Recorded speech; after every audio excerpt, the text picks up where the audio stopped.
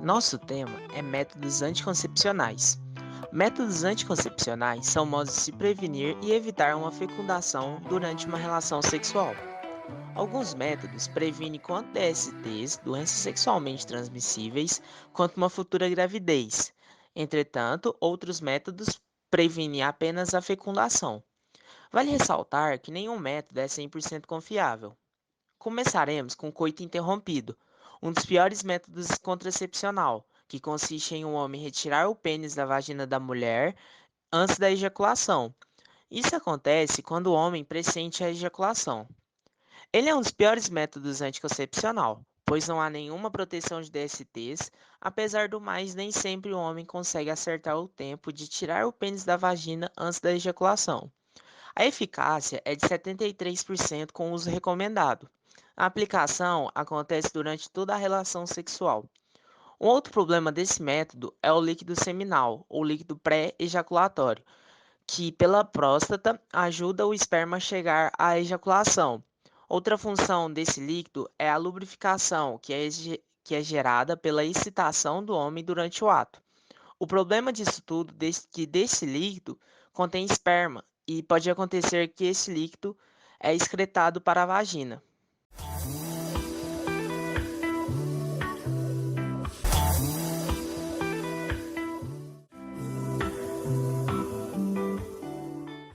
Bom, eu vou falar sobre as camisinhas masculinas e femininas, e é importante saber que ambas se relacionam com a proteção contra as doenças sexualmente transmitíveis e a gravidez também. No entanto, as masculinas são as mais utilizadas, uma vez que elas podem ser mais facilmente colocadas e apresentam menor custo do que a feminina. O preservativo masculino é um revestimento de látex para o pênis, o qual contém um reservatório para o sêmen na ponta. Ele possui baixo custo e facilidade de acesso, pois pode ser adquirido em qualquer farmácia ou supermercado. Para que seu uso seja mais confortável, no mercado existem diversas marcas que utilizam tecnologias diferentes, para que a sensibilidade não seja diminuída, além de diversos tamanhos disponíveis que se devem ser adequados individualmente para cada homem. É necessário a utilização correta para evitar acidentes prejudiciais para a vida sexual do indivíduo. Assim, a mesma consiste nos seguintes passos. Deve ser utilizado em todas as relações sexuais, do início ao fim, enquanto tiver contato com as genitálias, pois as preliminares podem colocar o casal em risco. Deve-se observar a data de validade e ser armazenado sem pressão, como em carteiras ou em local seco e fresco. Não se deve ser aberto com os dentes ou objetos perfurantes constantes, para se evitar o risco da ruptura durante a penetração. É importante ser colocado e retirado com o pênis ereto. Para colocar o preservativo, é preciso segurá-lo pela ponta no reservatório e desenrolar até a base do pênis. Após a utilização, retirá-lo, amarrá-lo para que o sêmen não seja liberado e, por fim, colocá-lo no lixo. É importante não utilizar preservativos, evitar o uso sem lubrificação natural ou artificial, ou se o preservativo estiver quebradiço, derretendo ou com uma coloração estranha. Os lubrificantes à base de óleo e as pomadas vaginais, micosanol ou ecosanol, danificam o látex, por isso não é segura a utilização combinada com essas substâncias. O preservativo não causa impotência e não possui poros nos quais os vírus podem passar. Também não é necessário ou seguro utilizar mais de um preservativo ao mesmo tempo. É meio raro, mas existem pessoas que apresentam alergia ao látex, apesar de incomum. Nesses casos, é recomendado o uso de preservativo feminino ou a substituição pelo preservativo masculino de plástico, quando for disponível. A eficácia da camisinha precisa ser avaliada em duas maneiras. A primeira é a eficácia contra a gravidez e a segunda é a eficácia contra a DST. Independente do motivo do uso, a eficácia está diretamente ligada ao seu uso correto. Quando usada de modo correto, a camisinha apresenta uma eficácia de 98% contra a gravidez. Quando usada de modo intuitivo, ou seja, colocada sem maiores orientações e cuidados, a eficácia cai para 85%. Agora sobre a eficácia da camisinha contra a DST, o uso correto do preservativo é atualmente a principal arma na prevenção das doenças sexualmente transmitíveis. Então a sua eficácia varia de doença para doença, não podendo ser considerada 100% eficiente em alguns dos casos. Por isso, além do uso correto da camisinha, é muito importante que o indivíduo evite comportamentos de risco, como ter múltiplos parceiros sexuais. A camisinha é extremamente eficiente contra a transmissão do vírus HIV. O risco de transmissão do vírus durante uma única relação sexual com preservativo masculino colocado e usado de modo correto é praticamente nulo. Os casos de transmissão costumam ocorrer naqueles casais sorologicamente discordantes, ou seja, um com HIV positivo e outro com HIV negativo, que têm relações sexuais frequentes. Ainda assim, a camisinha é um excelente método de proteção. O preservativo masculino também é eficiente na prevenção de outras DST, porém com taxas de sucesso menores contra o HIV. Entre as DST que apresentam significante redução na taxa de transmissão, podemos citar a gonorreia, a clamídia, a sífilis, herpes genital, HPV e hepatite B. O mais importante é entender que as camisinhas é uma poderosa arma contra a disseminação das doenças sexualmente transmitíveis. Porém, ela não é infalível. Em muitos casos, a performance está longe de ser ideal. Uma curiosidade que muita gente não sabe é que as camisinhas femininas e masculinas podem ser adquiridas gratuitamente pelo SUS. Para saber os postos onde a camisinha pode ser retirada, basta discar 136 e é isso. O preservativo feminino é feito de um filme de plástico bem fino em forma de bainha. Ele contém um anel na ponta fechada que é utilizado para inseri-lo na vagina e outro na ponta aberta para mantê-lo em toda a sua extensão. Ele pode causar menor redução na sensibilidade do que do masculino, e pode ser colocado em até 8 horas antes da relação sexual. Ele é lubrificado internamente e externamente. Os cuidados em relação à validade, o armazenamento e o uso de lubrificantes são os mesmos daqueles que os masculinos. O modo de utilização consiste em: lave as mãos com sabão antes de colocar. Fique em uma posição confortável, como deitada, agachada ou em pé com uma das pernas apoiadas.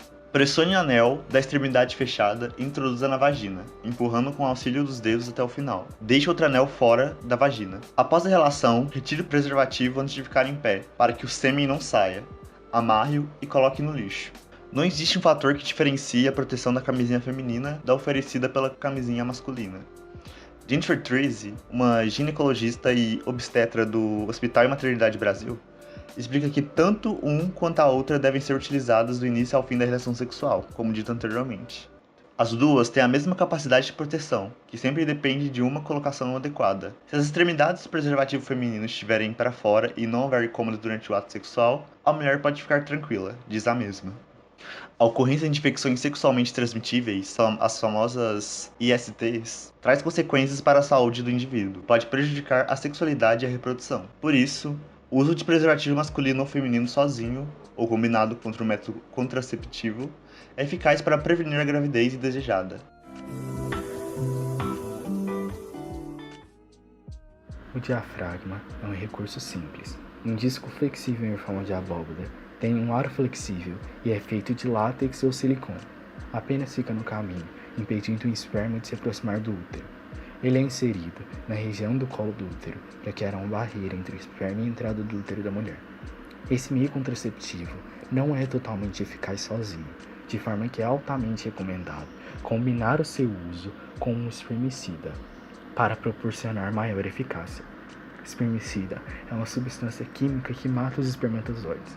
Ele é encontrado em cremes, películas, espumas, géis e supositórios, que podem ser comprados em farmácias. É necessário que a pessoa procure um profissional para que seja orientado sobre o tamanho ideal de diafragma e assim também potencializar a eficácia do mesmo. O diafragma pode ser colocado minutos ou horas antes da relação sexual. E sua retirada deve ser feita após pelo menos 6 horas, porém nunca deve exceder o período de 24 horas. Sua eficácia apresenta taxa de falha de 6 a 20%, ou seja, de cada 100 mulheres que usam diafragma em suas relações sexuais durante o período de 1 ano, de 6 a 20 mulheres podem vir a engravidar. É um método reutilizável. Após retirado, pode ser higienizado e reutilizado, e se utilizado da forma correta, pode durar vários anos. O método é seguro ao todo, mas alguns efeitos colaterais podem ocorrer, como irritação da pele, reações alérgicas ou infecções no trato urinário, caso haja algum tipo de alergia ou ele não seja utilizado da forma correta. DIU é um dispositivo em forma de T feito de plástico, contendo arame de cobre fino enrolado na sua haste vertical e pequenos tubos de cobre nos seus braços horizontais. Ele é colocado dentro do útero da mulher para impedir que ocorra gravidez. No caso do SIU DIU-Mirena, o dispositivo é revestido com o hormônio progesterona, motivo pelo qual ele também é conhecido pelo nome alternativo de DIU hormonal. Existem 2 tipos de DIU e é necessário que haja uma orientação profissional para que se escolha a melhor opção em cada caso. Existem algumas características. Eles oferecem alteração no muco cervical, muco do útero, estimuladas pelo cobre ou pela progesterona, que inibem a mobilidade dos espermatozoides, dificultando a chegada ao óvulo. A irritação crônica do endométrio, parede do útero e das trompas de Falópio, que tem efeitos espermicidas, inibem a fertilização e a implantação do embrião no útero. Atrofia do endométrio, que inibe a implantação do embrião no útero, e efeitos diretos no zigoto, impedindo a sua evolução para embrião. É justamente por agir em todas essas fases do processo de geração da gravidez que ele é um método contraceptivo tão eficaz. Para iniciar o uso do DIU, é primeiro preciso procurar um serviço de saúde, pois a colocação é feita por um profissional, médico ou médica. O DIU é colocado dentro do útero e pode permanecer ativo, com efeito anticoncepcional, por até 10 anos no caso do DIU de cobre e por até 5 anos no caso do DIU hormonal. Quanto à eficácia, o DIU é muito eficaz. A taxa de falha é de mais ou menos 0,5%. Sua eficácia apresenta a taxa de falha um pouco elevada, de 0,6 a 0,8% no primeiro ano de uso, mas após o mesmo, as chances são pequenas. De cada 100 mulheres que usam o DIU por 10 anos, de 2 a 3 delas terão chance de engravidar. O DIU oferece alguns efeitos colaterais. Pode ocorrer alterações no ciclo menstrual, comum nos primeiros 3 meses, mas geralmente diminuindo depois desse período, sangramento menstrual prolongado e volumoso, e cólicas de maior intensidade ou dor durante esse período menstrual. Ao contrário do que muitos pensam, o DIU não aumenta o risco de câncer do colo uterino, endométrio ou ovário. Não protege contra DSTs e não é abortivo.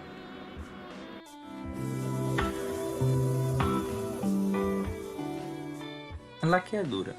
Entre as formas de esterilização disponíveis para planejamento familiar, a laqueadura destaca-se quando comparada à vasectomia. A grande maioria das mulheres casadas que usam algum tipo de método para prevenir a gravidez opta pelo processo de laqueadura. A laqueadura, também chamada de ligadura das tubas uterinas, é um procedimento cirúrgico bastante eficaz com índice de falha de apenas 2%. Entretanto, para adotá-lo é necessário ter absoluta certeza da decisão. Normalmente, o arrependimento ocorre em razão da vontade de ter um novo filho, ou então por causa do início de um novo relacionamento. Esse procedimento é bastante recomendado para aquelas mulheres que não podem fazer uso de contraceptivos orais ou não gostam desse e de outros métodos. Como dito anteriormente, o índice de falha é pequeno, sendo poucos os casos de gravidez pós-cirurgia.